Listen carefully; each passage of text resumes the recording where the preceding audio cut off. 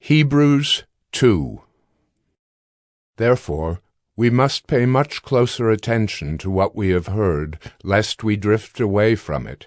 For since the message declared by angels proved to be reliable, and every transgression or disobedience received a just retribution, how shall we escape if we neglect such a great salvation?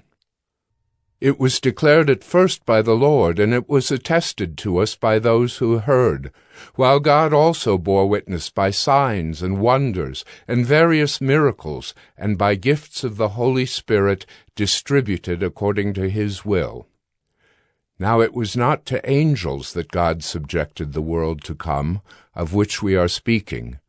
It has been testified somewhere, "What is man, that you are mindful of him, or the Son of Man, that you care for him? You made him for a little while lower than the angels. You have crowned him with glory and honor, putting everything in subjection under his feet."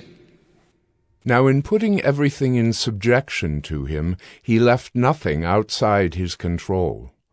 At present we do not yet see everything in subjection to him, but we see him who for a little while was made lower than the angels, namely Jesus, crowned with glory and honor because of the suffering of death, so that by the grace of God he might taste death for everyone.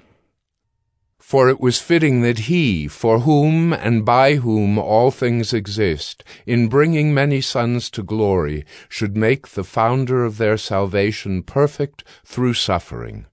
For he who sanctifies and those who are sanctified all have one source.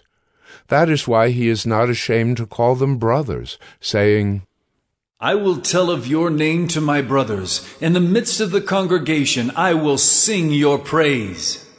And again, "I will put my trust in him."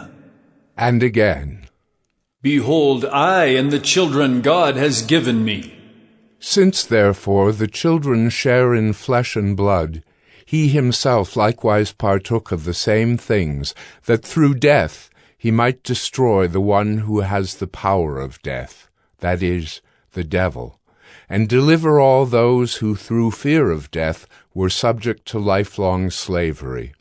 For surely it is not angels that he helps, but he helps the offspring of Abraham. Therefore he had to be made like his brothers in every respect, so that he might become a merciful and faithful high priest in the service of God, to make propitiation for the sins of the people. For because he himself has suffered when tempted, he is able to help those who are being tempted.